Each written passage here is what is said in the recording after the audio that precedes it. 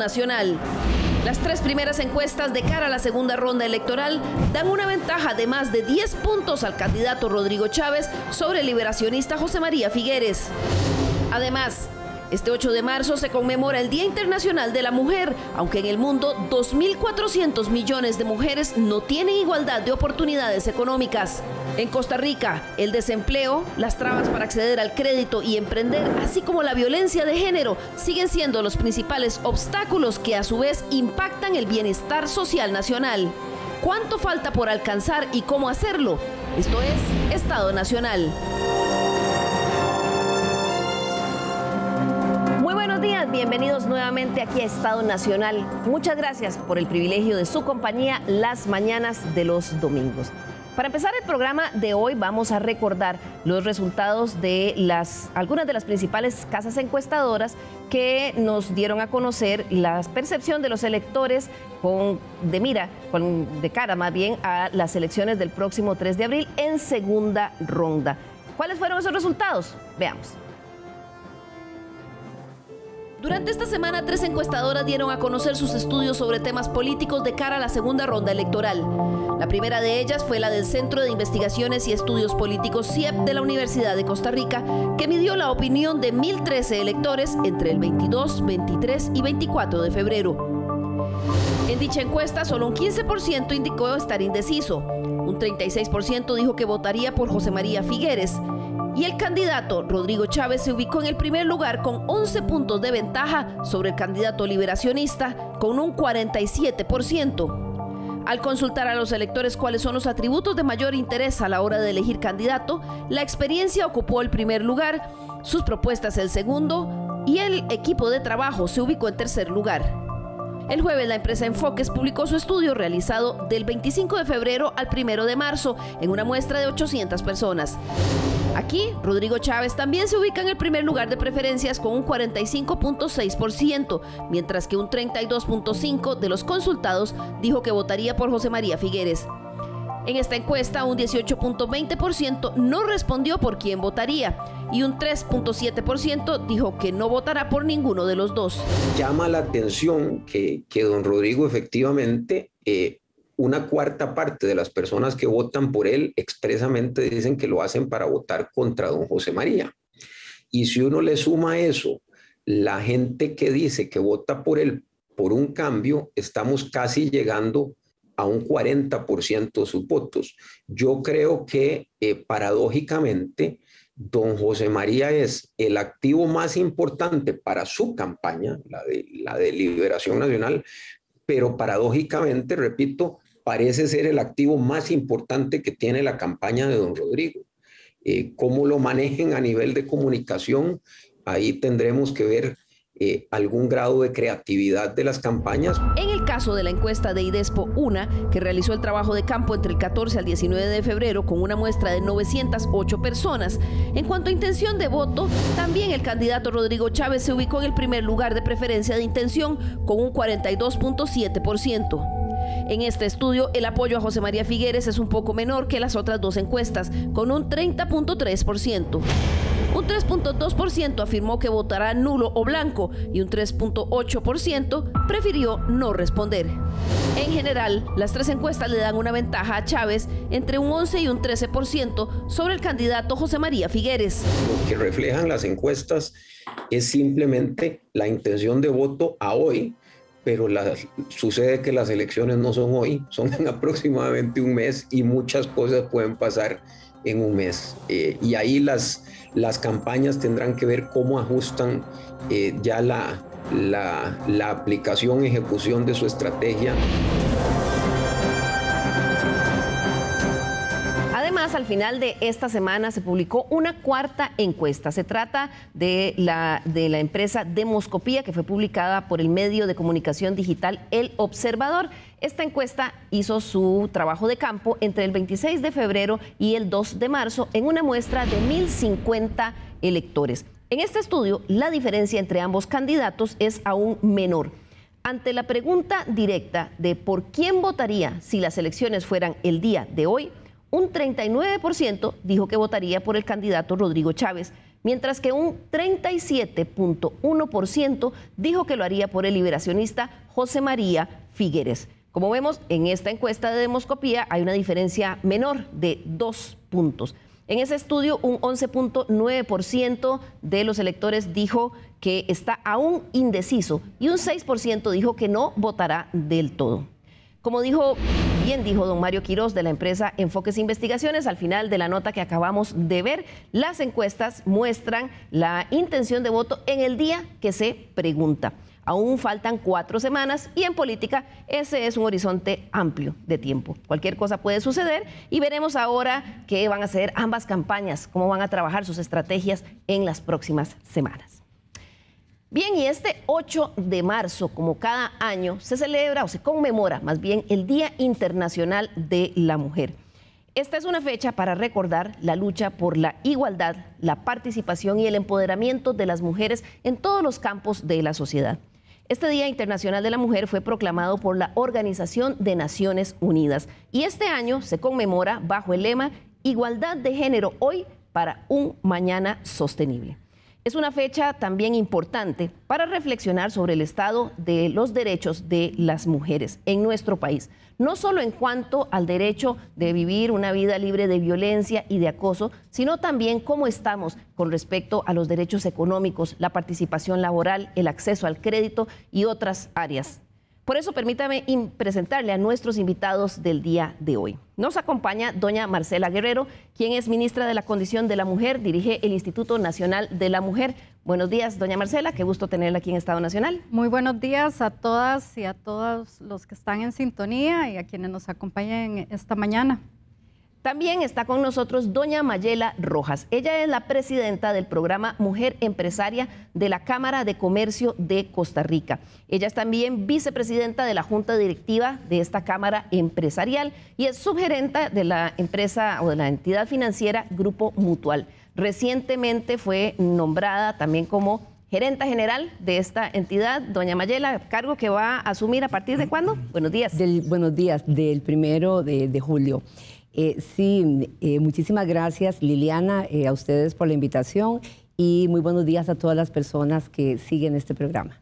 Además, nos va a acompañar en el análisis el día de hoy la investigadora del programa Estado de la Nación, doña Natalia Morales, que también ha estado analizando desde hace varios años la situación, la radiografía del campo laboral de las mujeres. Buenos días, Natalia. Buenos días, Liliana. Muchas gracias por la invitación y un saludo a todas las personas que nos siguen. Además, nos termina de acompañar en el panel del día de hoy don Bernardo Alfaro, quien es gerente general del Banco Nacional. Y es que la exclusión financiera y algunos rezagos en la equidad de derechos económicos de las mujeres es otra realidad que varios estudios demuestran. El Banco Nacional de Costa Rica es una de las entidades financieras que por su volumen concentra una enorme cantidad de créditos, don Bernardo, y además de varias iniciativas como el programa de banca mujer, también tienen algunas novedades como la emisión de un bono social del que vamos a hablar más adelante. Bienvenido nuevamente aquí a Estado Nacional. Muchas gracias, Liliana. Muy buenos días a todos. Muchísimas gracias por la invitación a Estado Nacional. Es un gusto estar acá hoy.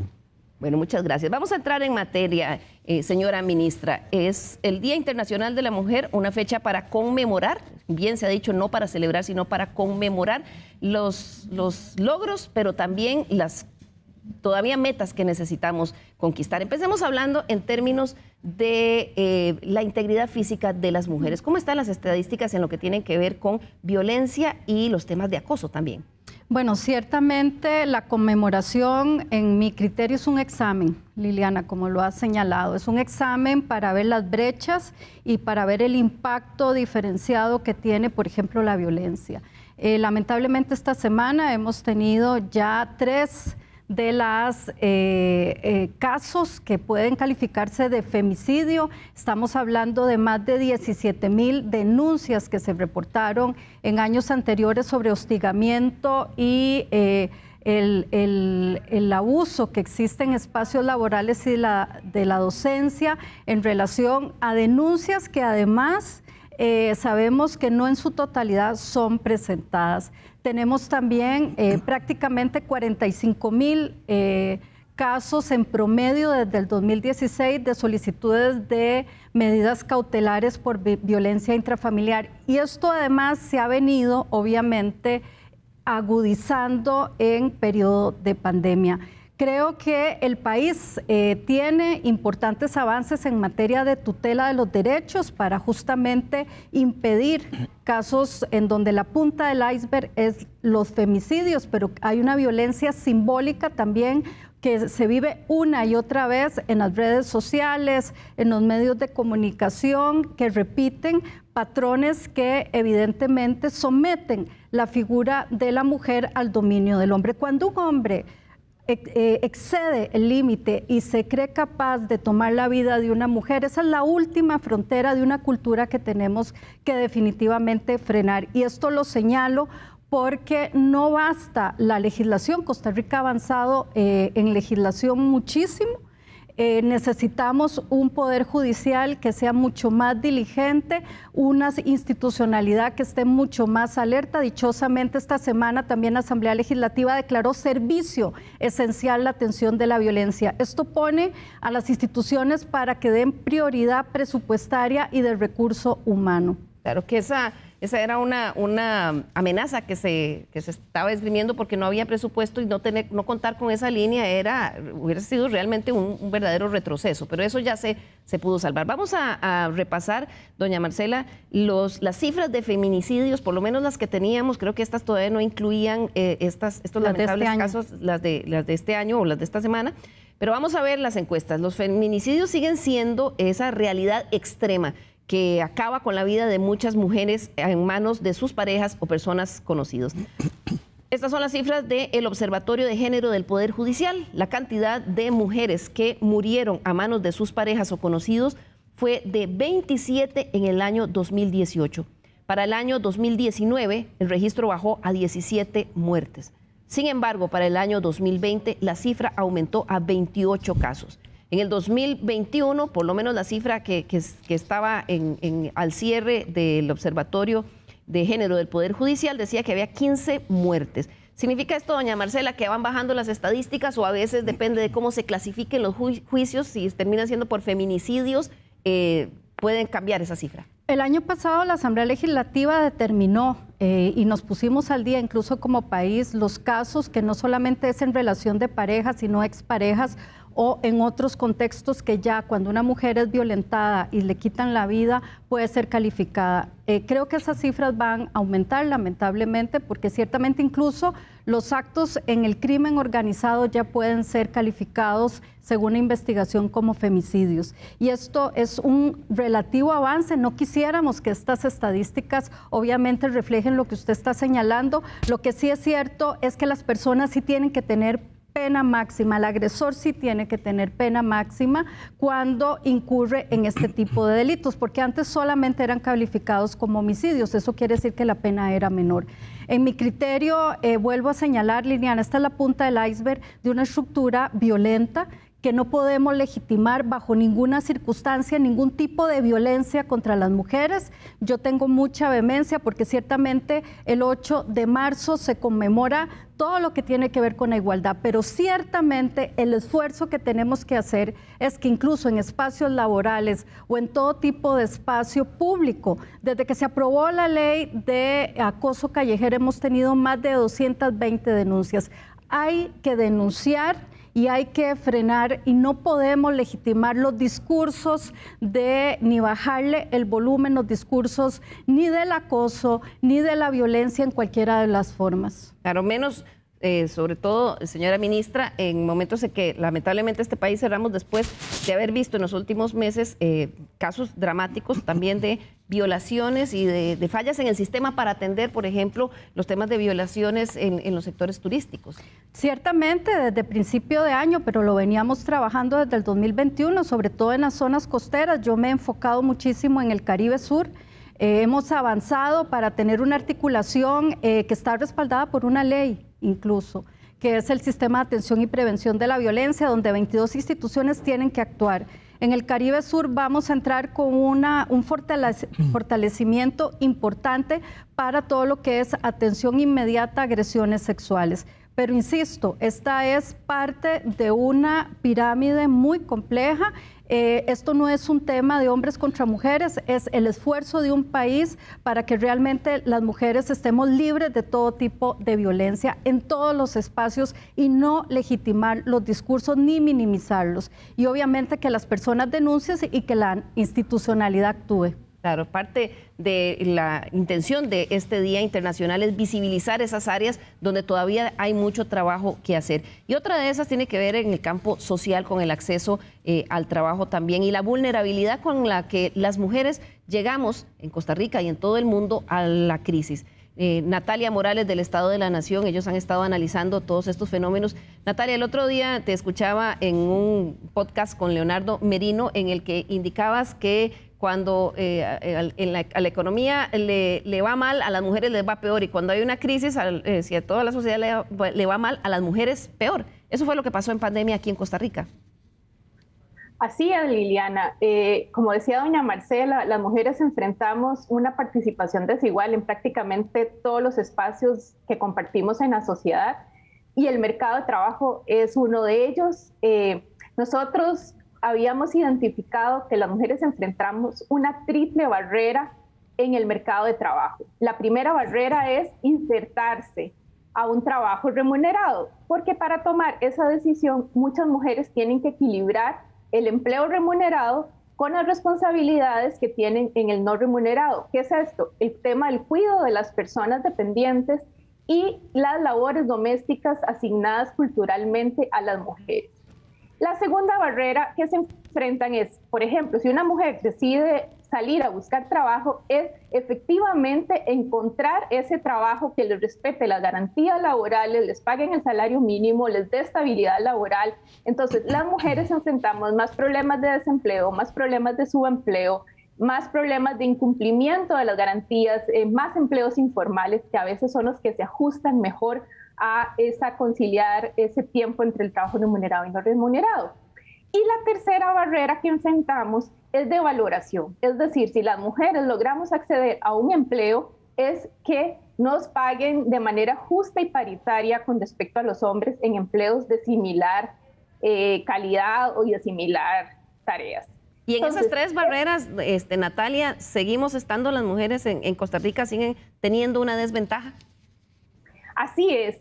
Estas desventajas las tenemos históricamente, y cuando llegan épocas de crisis como la actual, ¿verdad?, donde además tenemos una crisis impactada por una pandemia, estas brechas se profundizan tanto en el mercado de trabajo como en la esfera de los hogares. Sabemos que las mujeres hemos enfrentado una carga mayor en todo lo que tiene que ver con las tareas domésticas en estos 2 años de pandemia, y a eso le sumamos que muchas han tenido que retirarse del mercado de trabajo para atender esas responsabilidades, esperando tal vez un mejor momento para insertarse. Por ejemplo, el año pasado en el informe Estado de la Nación analizamos el tema de las remuneraciones entre hombres y mujeres en los últimos 20 años. Y lo que encontramos es que la brecha salarial ha sido alrededor de un 10% en el periodo 2001-2019. Pero esta brecha además varía dependiendo si las personas reciben salarios altos o salarios medios o salarios bajos. ¿Qué es lo que teníamos? Bueno, a inicios del siglo XXI, por ejemplo, entre el año 2001, 2005, por ahí, las mujeres que ganaban más eran las que tenían brechas salariales mayores. Esta brecha se ha ido recortando y actualmente se ha invertido, y más bien son las mujeres de salarios bajos las que tienen mayores brechas con respecto a los hombres. Y esta situación se asocia a esos obstáculos que, vuelvo a reiterar, están relacionados con conciliar el trabajo remunerado, el cuidado, con el tiempo que tienen disponibles para salir a trabajar. Entonces, muchas mujeres de bajas calificaciones prefieren optar por empleos más precarios, empleos informales, donde, por ejemplo, muy relacionadas a actividades de servicio doméstico, a actividades de ventas, actividades de turismo, donde muchas de ellas son actividades que se han visto fuertemente impactadas en este contexto de la crisis. Así es, precisamente Mayela Rojas, que preside el programa de Mujer Empresaria de la Cámara de Comercio, y la Cámara de Comercio representa a muchas de esas empresas, doña Mayela, que son las que más se vieron afectadas y por ende donde las mujeres más se vieron impactadas. Turismo y comercio. ¿Cómo les fue en esta pandemia estos 2 años? Sí, efectivamente, el sector privado aporta el 86% del empleo, el sector público el 14%, y en ese 86%, un 17% lo representa el sector comercio. Y de las 72,000 empresas que hay en el país, las 3/4 partes son de MIPYMES, o sea, empresas micro y pequeñas. Por lo tanto, el sector comercio es donde está concentrada la mayor cantidad de mujeres. O sea, las colaboradoras en el sector comercio superan las mujeres a los hombres. Entonces, el tema pandemia definitivamente vino a afectar fuertemente, en virtud de que también lo que es el sector informal es mayor en mujeres que en hombres en el sector comercio. Y esto, claro está, cubre también al sector turismo, que se ha visto fuertemente afectada por esta situación. Doña Mayela, ¿y ustedes han hecho esa identificación de cómo se ha ido recuperando el empleo femenino, por lo menos en el caso de comercio, que se vio tan afectado porque hubo mucho cierre de negocios y los negocios que no abrieron evidentemente significan menos empleo para todos, pero en ese sector hay muchas mujeres? Claro está. Si bien es cierto, el empleo se ha venido recuperando y cerramos el año pasado con un 13.7, siempre el porcentaje de desempleo de las mujeres es superior al de los hombres en varios puntos. Alrededor de 4 puntos, si lo comparamos con el dato en que cerramos al 2021, es superior el desempleo de mujeres y los hombres más bien inferior en 2 puntos. O sea, se recupera más fácilmente el desempleo en el caso de los hombres. Pero también hay un aspecto que es muy importante, que es que históricamente, y esto lo ha estudiado el economista de la Cámara de Comercio con mucho detalle, de que históricamente es alrededor de 500,000 hombres más los que están integrados a la fuerza laboral. Entonces aquí los esfuerzos tienen que ir en muchas vías, que es no solo generar más empleo, por supuesto, para que esto amplíe y que haya mayor reactivación y mayores empleos, sino también dar los incentivos requeridos para que las mujeres puedan incorporarse a la fuerza laboral. Claro. Y en eso, doña Mayela, y tal vez ahí le elevo la pregunta también a la señora ministra, ¿hemos tenido suficientes políticas de precisión para llegarle a las mujeres? Bueno, precisamente la Cámara de Comercio, en el planteamiento que realiza a las personas candidatas a la presidencia, en las actividades que se realizaron el año pasado, le planteamos 4 aspectos específicos que están totalmente ligados a la empleabilidad. Y es que, ¿qué sucede? En el país, de cada 100 mujeres en edad laborable, hay 48 trabajando, buscando trabajo. Y hay 52 que no lo están haciendo. ¿Por qué? Por el tema de la corresponsabilidad social de los cuidados. Ahí tenemos un bono de género que el país puede activar. Pero ¿qué pasa? Estas tareas de trabajo no remunerado, que llega a un 25.5% del Producto Interno Bruto y que se descompone como un 18,5% de las mujeres y un 6% y resto de los hombres. Hay un aspecto fundamental que es no solo crear esas fuentes de trabajo, sino que las mujeres puedan accesar al tema del cuidado.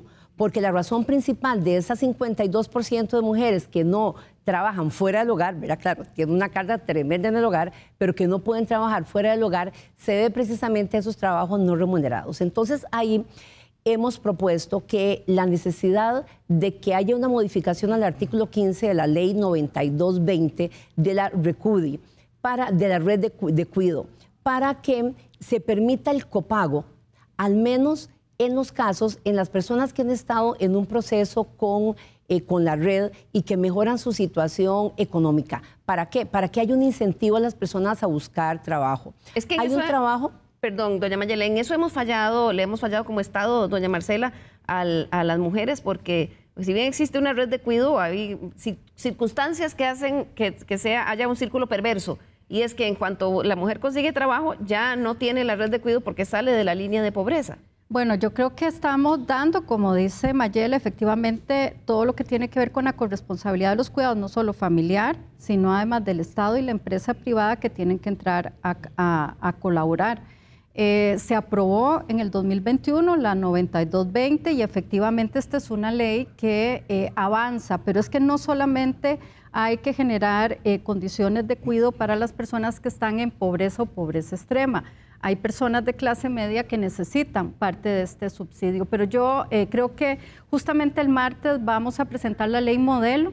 La OEA viene a Costa Rica porque Costa Rica ha tenido avances importantes y creo que esto tiene que reforzar a través de esa ley modelo que esperamos que se vea en el próximo cuatrienio el sistema que articula todos los esfuerzos estatales y de la empresa privada junto con aquellas diríamos, familias que necesitan efectivamente para generar mejores condiciones y oportunidades entrar en este sistema. Costa Rica ha tenido avances, pero no suficientes, como señala Mayela. Pero además yo quiero hacer un énfasis en términos de lo siguiente.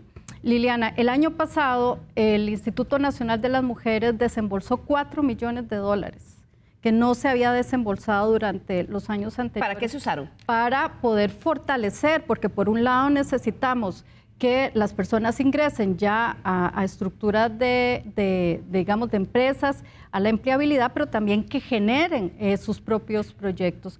Yo tengo una gran esperanza, digamos, que la recuperación económica de este país efectivamente esté liderada por mujeres en virtud de que hay brechas financieras, pero las mujeres han demostrado que tuvimos una demanda de 12.000 millones, es decir, se nos quedaron más de 3.000 proyectos de mujeres fuera del sistema, ahora que van a analizar. ¿Eran créditos? En realidad son recursos no reembolsables, es decir, no los tienen que devolver a la institución. Estos recursos... Eso me gustaría mucho, doña Marcela, luego, si usted dice que eso se colocó, que en un programa posterior poder hacer un análisis, tal vez ya, de todos esos dineros que se colocaron, cuántas mujeres fueron beneficiadas, qué tipo de proyectos y qué longevidad tienen. Porque Natalia Morales del Estado de la Nación, también mucho se ha dicho si se puede hacer más desde la política pública para apoyar a las mujeres, pero también que a veces los recursos se colocan y realmente no impactan, o por lo menos en algunos casos eso ha pasado con recursos del Sistema de Banco para el Desarrollo. Natalia, ¿me escuchas? Sí, Liliana, efectivamente. Creo que el país ha tenido buenas intenciones en materia de políticas y de legislación, pero falta dar el paso siguiente, que es concretarlas. Se han avanzado, por ejemplo, en materia de red de cuidado, y es importante, pero sigue teniendo ese sesgo de pobreza, como mencionaba doña Marcela, y por lo tanto se requiere avanzar, ampliar, ¿verdad? Buscar nuevas alternativas de financiamiento. Se requiere también trascender un poco las fuentes y los recursos con el que se financian muchas de estas políticas. En un contexto de restricciones fiscales cada vez va a ser más complicado y ahí se requiere innovar. Entonces, priorizar cuáles serían los grupos que más requieren este tipo de políticas, hacia dónde se deberían de dirigir, hacia cuáles zonas del país, hacia cuáles estratos, y eso podría ayudar a reducir. ¿Por qué? Bueno, porque muchas de estas brechas de género son brechas históricas que requieren actuar no solo desde la parte normativa, sino también desde la sociedad, desde la interacción en el día a día. Entonces ahí es importante esa priorización de los recursos y de las políticas hacia aquellos sectores donde podría tener más efectividad.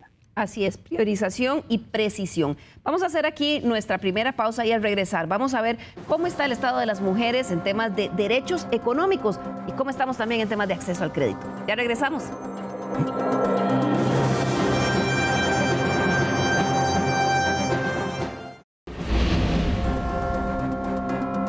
Recuerde nuestro correo l.carranza@teletica.com. Escríbanos, nos interesan mucho sus sugerencias, sus críticas y observaciones.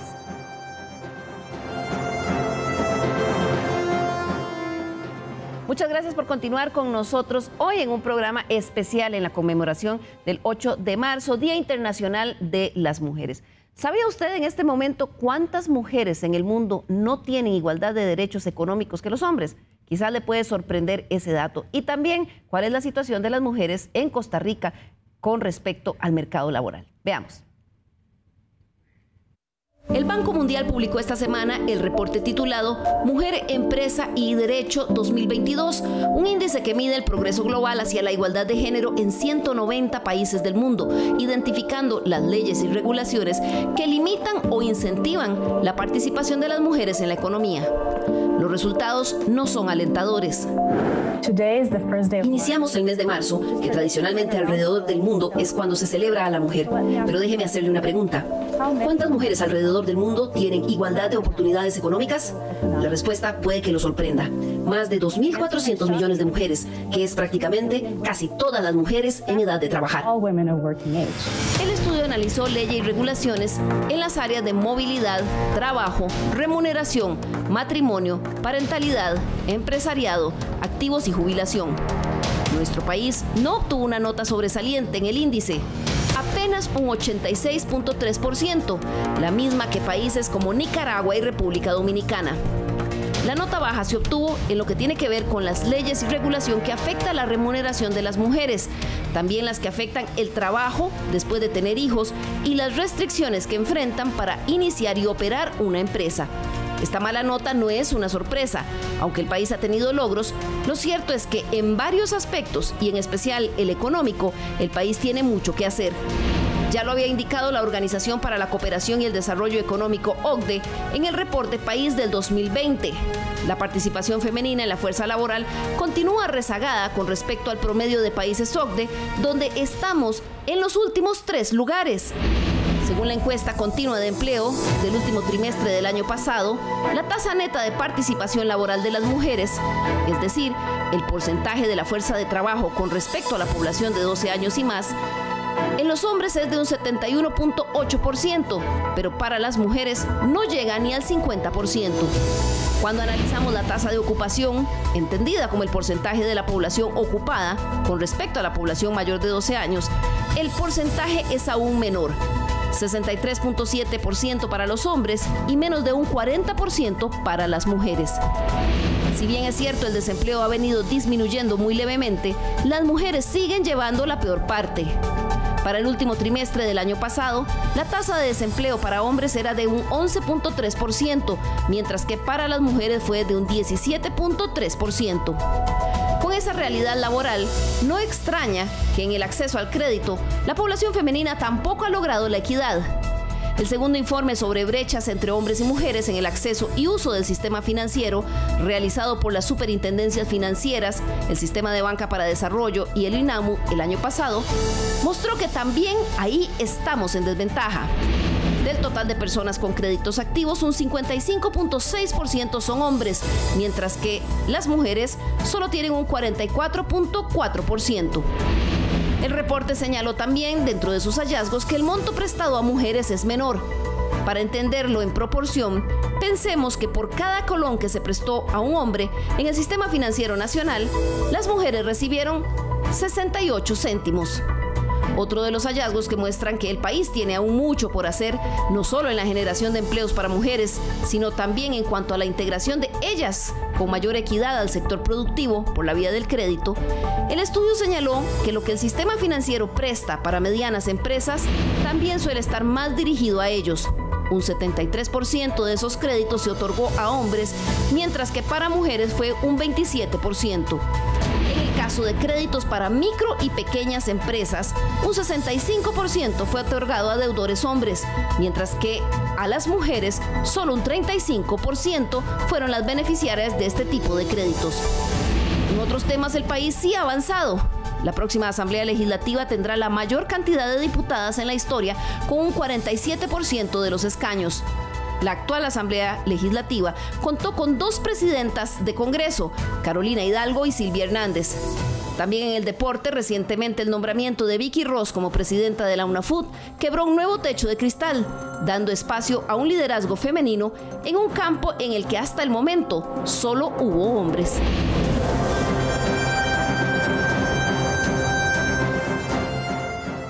Natalia, viendo un recuento de estas estadísticas, las mujeres tienen tasa de desempleo más alta, en la brecha, arrastran una brecha en remuneración salarial, es decir, todavía ganan menos, aunque estudian en algunas ocasiones más, tienen más porcentaje de desempleo informal y arrastran problemas de acceso al crédito. Así es, Liliana. El panorama, las brechas de género en materia del mercado de trabajo, como indicaba, son amplias. Y aunque estamos viendo ya fases de reactivación y recuperación económica, lo cual es muy positivo después del impacto inicial de la pandemia que se tuvo en el año 2020, estamos como volviendo al estado prepandemia donde ya esas brechas existían, ¿verdad? Entonces, ahora que mostraste los resultados de desempleo, por ejemplo, es positivo que haya bajado en el peor momento de la pandemia, el desempleo femenino llegó a un 30%, ahora estamos en un 17%.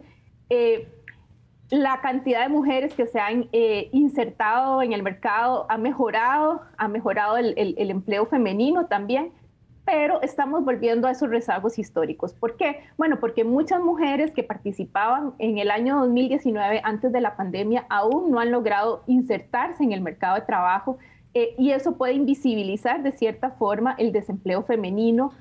Además, el empleo informal todavía sigue estando bastante rezagado, lo cual no significa que es que hayan pasado a empleos formales, ¿verdad? Sino que sigue siendo un campo que todavía no está activo para muchas mujeres que se dedicaban a esto. A eso le sumamos todas las estadísticas que mostraste ahora de acceso a crédito, que sigue siendo también bastante desfavorable para las mujeres, y eso les dificulta, por ejemplo, poder acceder a emprendimientos y sobre todo a que reciban apoyo para que esos emprendimientos logren subsistir. Como decía, muchos de ellos se ajustan mejor a conciliar el trabajo remunerado con el no remunerado. Entonces, la autonomía económica de las mujeres sigue siendo todavía un desafío, y aquí lo importante es que no deberíamos de pensar que se recupera el nivel que teníamos prepandemia. No, aquí necesitamos cerrar aún más esas brechas que ya persistían desde antes. Así es. Hoy nos acompaña aquí en Estado Nacional don Bernardo Alfaro. Él es el gerente general del Banco Nacional, una de las entidades financieras que por su tamaño tiene el mayor impacto en la colocación de crédito. Y actualmente, don Bernardo, leí aquí en las estadísticas que doña Alejandra Chinchilla me compartió, el banco tiene más de la mitad, el 51% de sus clientes son mujeres. Sin embargo, en el caso de colocación de créditos para actividades productivas, actualmente representan en lo que se coloca a mujeres un 30%. ¿Cómo se puede hacer, cómo trabaja el banco para aumentar ese porcentaje para que las mujeres tengan más acceso a los créditos productivos? Y también, en la experiencia de ustedes, ¿cuáles son las principales barreras por las que las mujeres no están pudiendo acceder al crédito? Sí, gracias, Liliana. En efecto, el banco tiene 2.350.000 clientes, de los cuales 1.200.000 son mujeres. A nosotros nos complace mucho que ya la mayoría de nuestros clientes son mujeres, exceden el total de hombres. Eso en buena medida obedece a que en la parte de captación las mujeres son muy buenas ahorradoras y son muy buenas manejando cuentas corrientes y ese tipo de productos. Y en efecto... Son muy buenas pagadoras también, don Bernardo. Así es. La tasa de morosidad en mujeres suele ser más baja. Es muy buena, así es. Y obviamente en el tema de crédito, sí, como usted muy bien apunta, ahí sí hay un rezago todavía. Le cuento, desde el 2010 iniciamos un programa que se llama BN Mujer. Originalmente se pretendía que atendiera únicamente a micro y pequeñas empresarias, porque sabemos que muchos hogares dependen de la jefa del hogar que lanza algún emprendimiento para sostener la familia. Luego, en 2016, decidimos hacer BN Mujer totalmente transversal. Es decir, BN Mujer atiende a todas las mujeres independientemente de si solicitan un crédito de consumo, de vivienda o un crédito productivo, que es el típico de esos de micro, pequeña o mediana empresa. El resultado ha sido muy bueno, va incrementándose muy bien la cartera, y a la par de eso, lo que sí lanzamos con mucho ahínco, con mucha tenacidad, ha sido un programa de capacitación, de asistencia técnica, de mentoría, dedicado exclusivamente a las mujeres. Entonces ahí tenemos varios programas, Mujeres 360, por ejemplo. Entonces invitamos a que se postulen, escogemos a 300 mujeres y les damos formación contable, formación en temas tributarios, en cómo dirigir su empresa.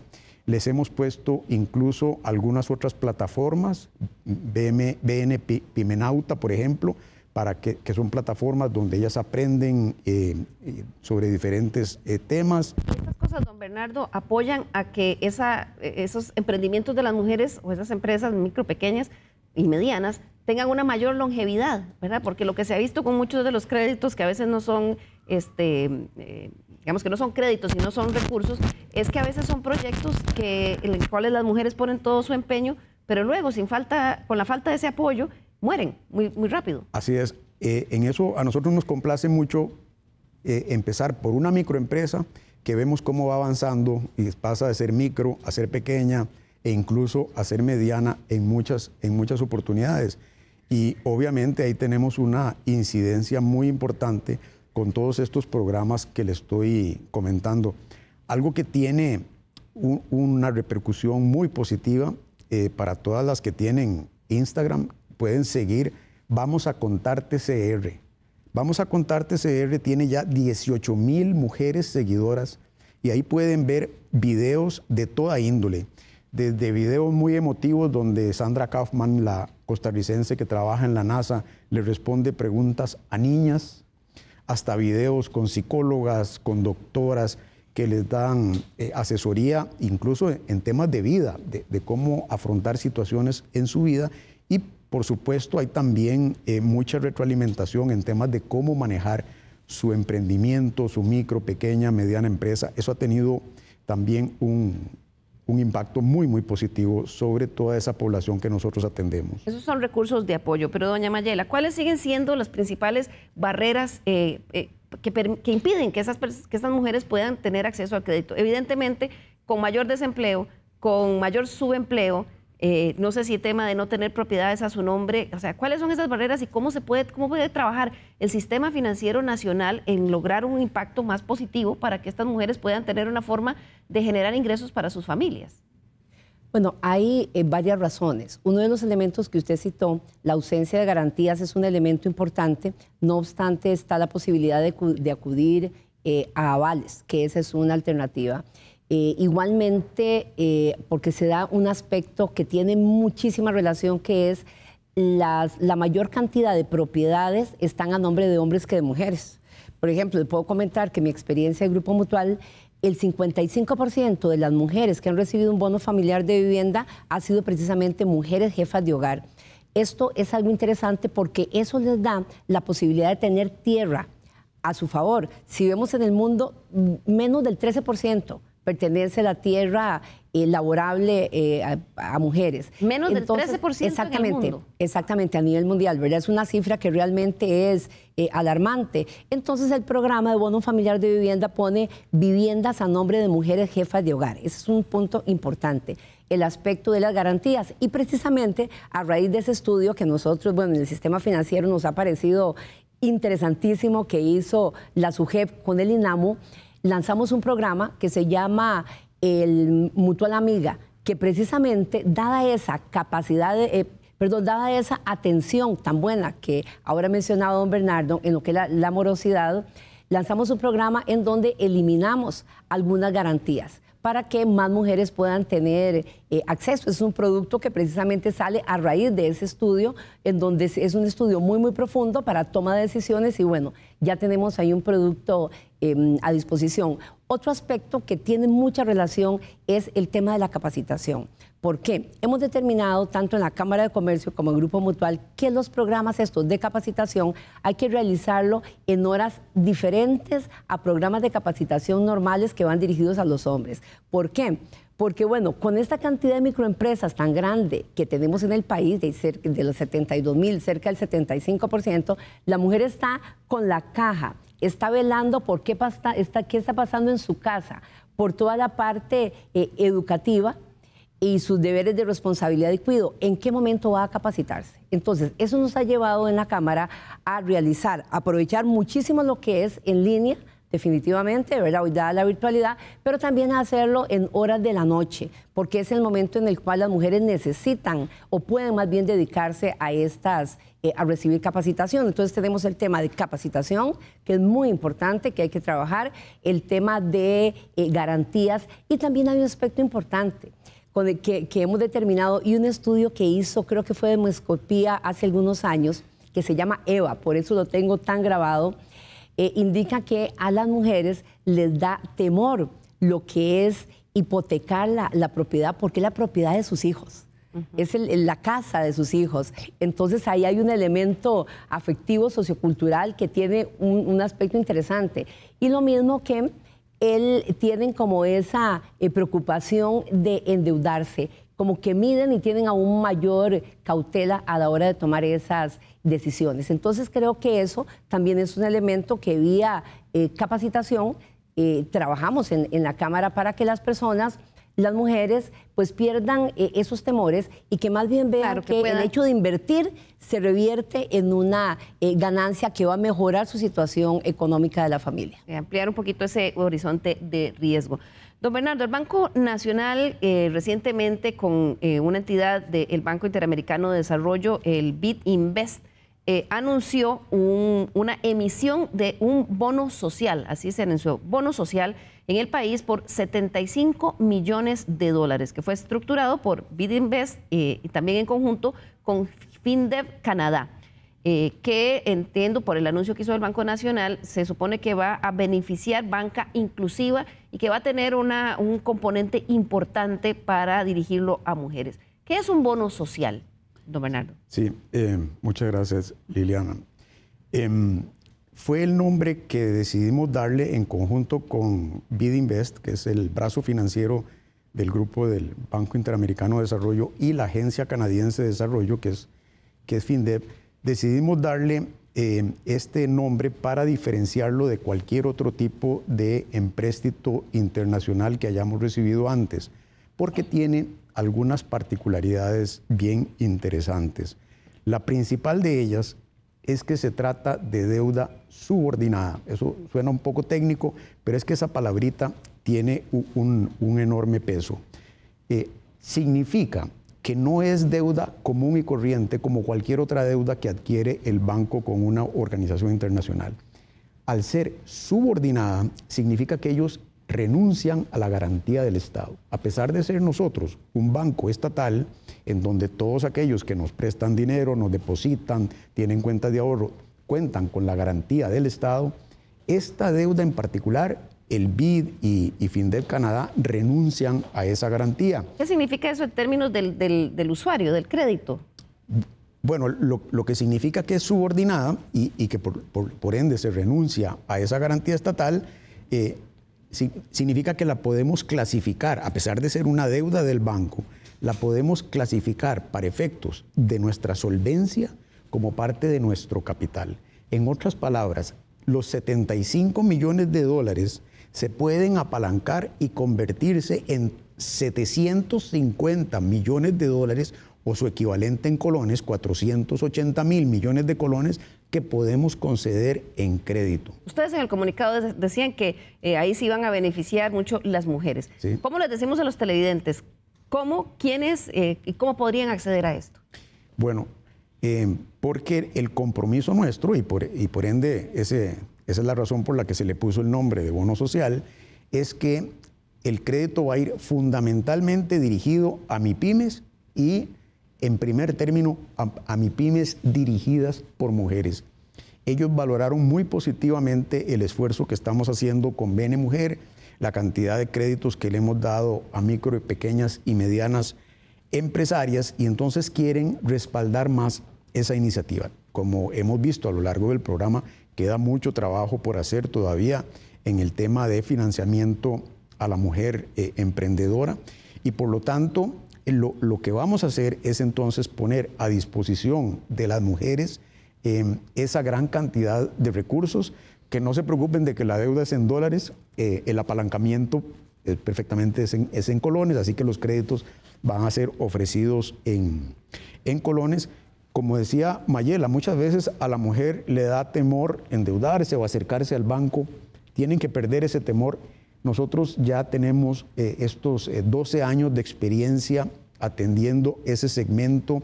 Estamos muy complacidos de la evolución que ha tenido y los resultados que ha brindado el programa. Y entonces más bien las invitamos a que se acerquen y nos pidan las condiciones en las que los vamos a conceder los créditos. Ha dicho usted la palabra clave, condiciones, ¿verdad? Porque falta de recursos no es el problema. La plata está ahí, está para colocarse. El problema es que mientras las mujeres sigan sin tener trabajo formal, sigan sin tener propiedades para garantizar los créditos y sigan sin tener, porque muchas veces se les piden flujos de caja proyectados a 3 años, es imposible. Ahí se va a tratar también de facilitar un poco ese acceso en este proyecto. Definitivamente sí, Liliana. En efecto, todo lo que apuntó Mayela es absolutamente correcto. El tema de las garantías es un tema importante. Ahora, el tema número 1, si se quiere, es lo que se llama la capacidad de pago. Porque la capacidad de pago es lo que le demuestra a la entidad financiera que la persona va a honrar su crédito en el futuro, ¿verdad? A lo largo del tiempo. Y obviamente, mientras no resolvamos algunos temas como menor salario para la mujer con respecto al hombre, a pesar de que hagan lo mismo, o menores ingresos por determinadas razones, eso significa que va a haber un problema de capacidad de pago que va a quejar a la mujer hasta que eso no se solucione. Pero entonces, cuando tienen una microempresa, por ejemplo, ahí usualmente no pedimos garantías reales, pero sí un flujo de caja. La ventaja que tenemos es que a lo largo de todos estos años ya nuestros ejecutivos de banca de desarrollo y de banca de mujer tienen toda la habilidad requerida para sentarse con esas mujeres y elaborar juntos esos flujos de caja que al fin y al cabo van a ser el elemento fundamental con el cual vamos a tomar la decisión de concesión de crédito. Bueno, pues ojalá que eso pueda beneficiar a muchas mujeres.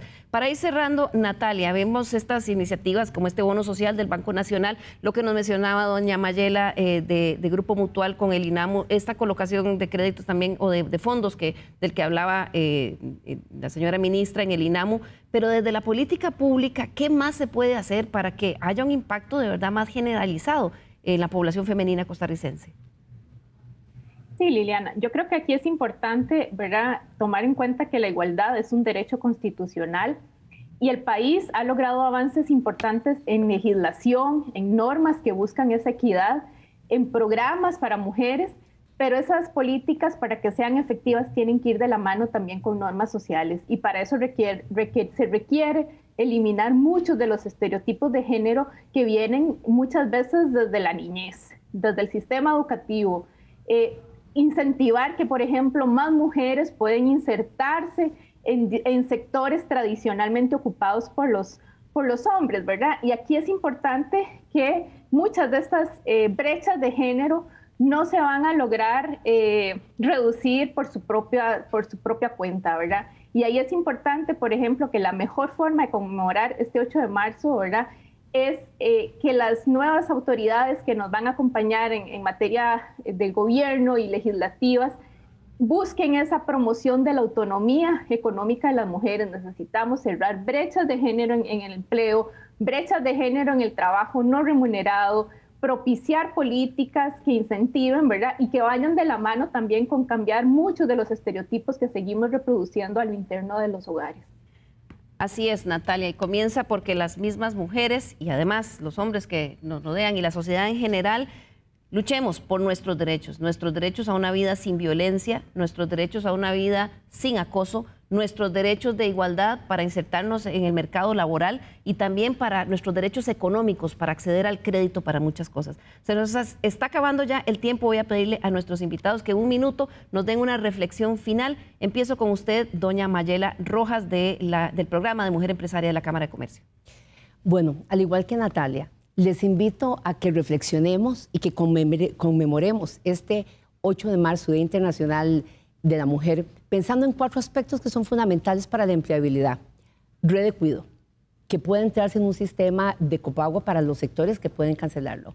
Estimular que las mujeres se integren a lo que son las carreras STEM, que son la ciencia, tecnología, matemática, para que puedan ir a otros puestos que normalmente acceden los hombres, porque no es solo que haya más empleos, sino que de conformidad con los estudios existentes es que tiene que ampliarse esa base con mayor reactivación económica. Luego, que haya mujeres en puestos de toma de decisión, porque eso abre oportunidades a otras mujeres, y también lo que son las políticas de reclutamiento, los currículum ciegos, para efectos de que no seamos producto de esos sesgos inconscientes, que hace que las mujeres queden fuera del sistema laboral. Podría hacer reflexiones muy, digamos, inspiradas, pero creo que lo mejor que podemos hacer por las mujeres es darle empleo. La mujer no quiere que le regalen nada. La mujer quiere, al igual que el hombre de este país, lo que quiere es trabajo. Así es, el derecho a un ingreso digno y justo. Continúo con usted, don Bernardo Alfaro, gerente general del Banco Nacional.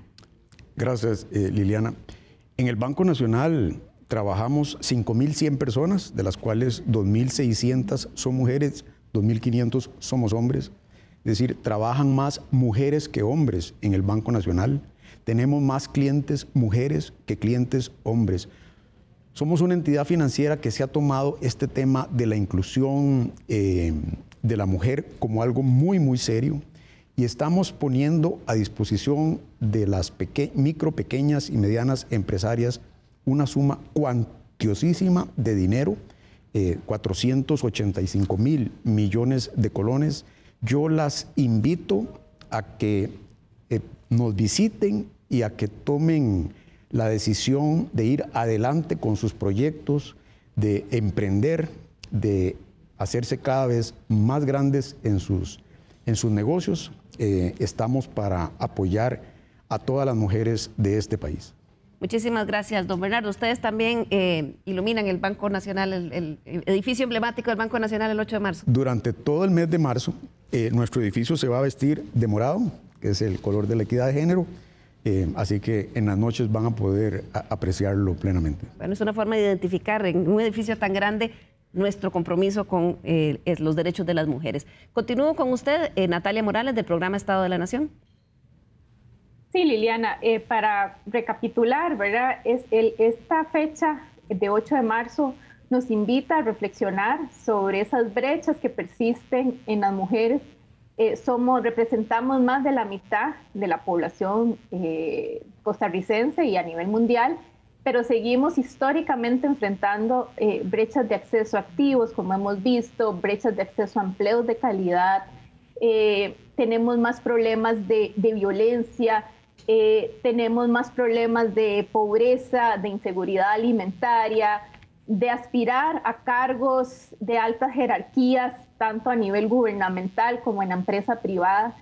Y eso requiere ir cambiando, ir moviendo para que más mujeres logremos avanzar hacia una autonomía real, hacia el cierre de brechas de género, y ojalá en los próximos años logremos ese cometido, que además muchas de estas brechas se acentúan y se profundizan en épocas de crisis como la actual.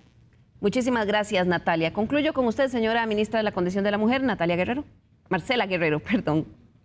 Bueno, muchísimas gracias. Yo quiero hacer mías las palabras que han señalado tanto Mayera, Bernardo y Natalia, en términos de que el INAMU tiene un programa de empleabilidad donde tiene todos los componentes que se han señalado, y estamos en una articulación absolutamente activa para vacunar a las mujeres de todo tipo de dependencia. Yo quiero complementar, Liliana, si me lo permitís, señalando que los ingresos que tengan las mujeres definitivamente logran hacer ese puente para independizarse de las violencias. Esto quiere decir que definitivamente el esfuerzo que hagamos en autonomía económica también es un paso para disminuir las violencias y las mujeres no tengan que muchas veces por sus hijas e hijos o por una dependencia económica tener que estar subyugadas. Yo llevo este pañuelo naranja hasta el último día de mi gestión, lo he señalado, y quiero hacer un llamado a la ciudadanía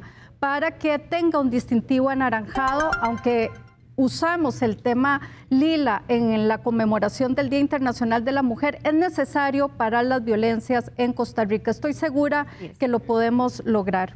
Así es, muchísimas gracias, señora ministra. Recordemos, nuestra voz vale. Hoy hemos visto todo lo que nos falta por alcanzar, por eso hay que hacerla valer todos los días. Muchísimas gracias a nuestros invitados y a ustedes por acompañarnos. Los esperamos la próxima semana aquí en Estado Nacional.